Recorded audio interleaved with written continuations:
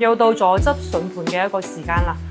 咁之前咧有啲客戶諮詢想靠前排嘅呢個東南景觀嘅呢間單位啦，都係位於宏昌長沙灣花園3座非常之前排嘅一個位置望到景觀係非常之靚仔。不過依家落大雨咁呢間單位已經滿咗2年，佢係冇增值稅嘅，全屋嘅一個家私家電拎包入住，總價只需要23萬蚊。如果有興趣嘅話，可以詳細接落嚟睇呢條片啦。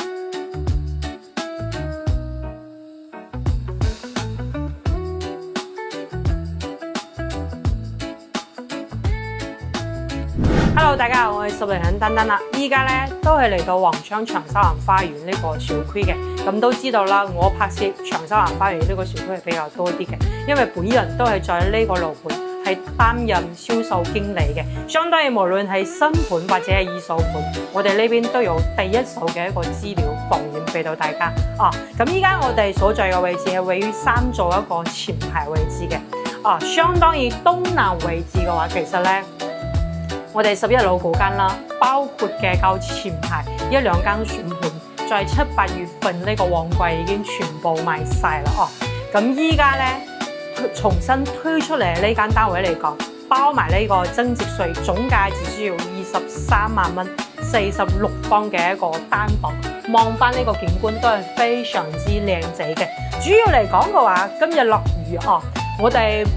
想揀一個晴天啦，拍攝俾大家。不過都有啲粉絲朋友想睇雨天嘅一個景觀啦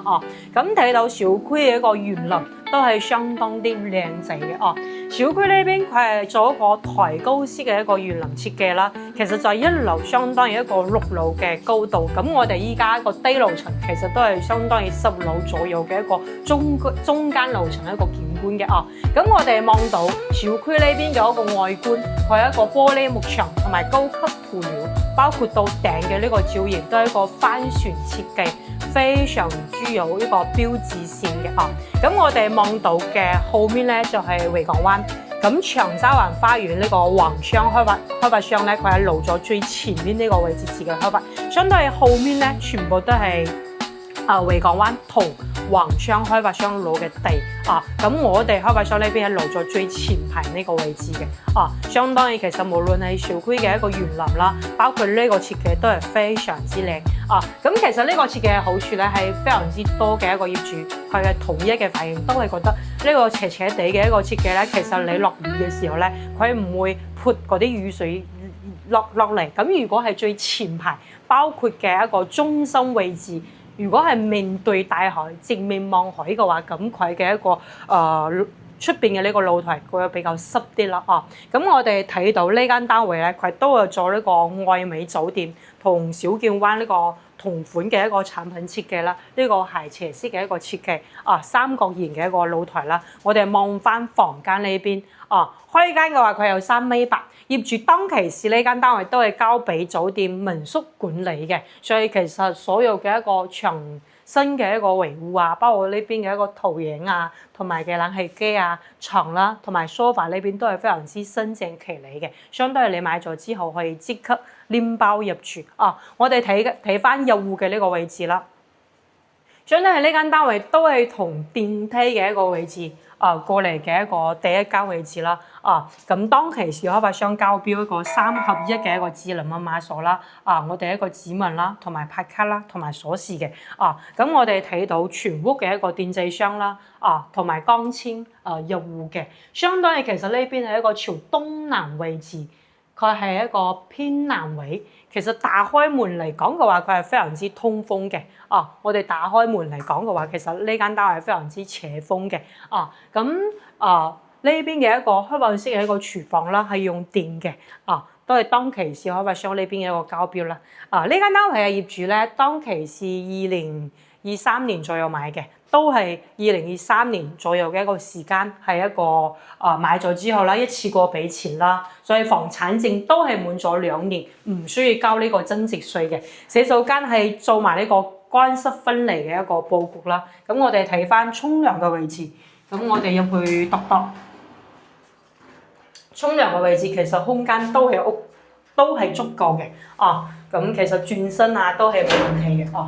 咁我哋沖涼房睇到其實瓷磚到頂啦，佢都係比較新淨企理啲啦。相當於好奇嘅話，其實清潔嚟講比較簡單啲。咁最靚嘅地方其實從入戶開始望到呢個園林同埋海景啦。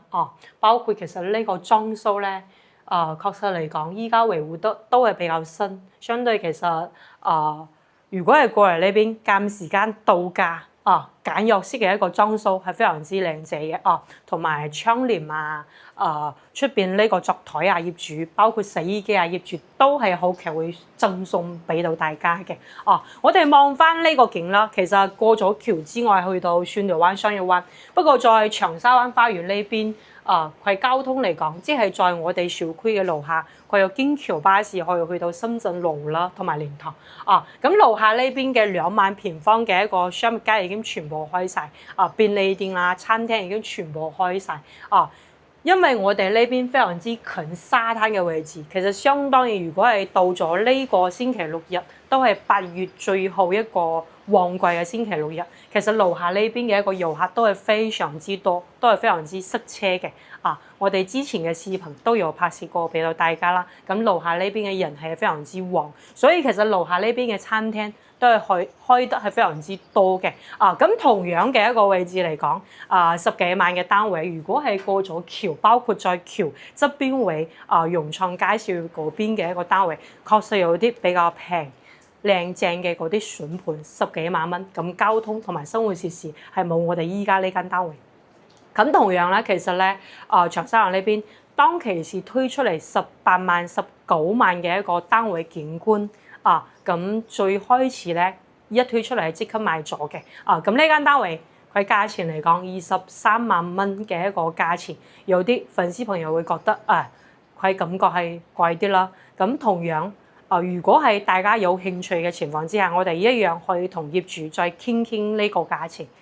最主要大家係覺得我哋呢個小區啦環境係中意嘅情況之下，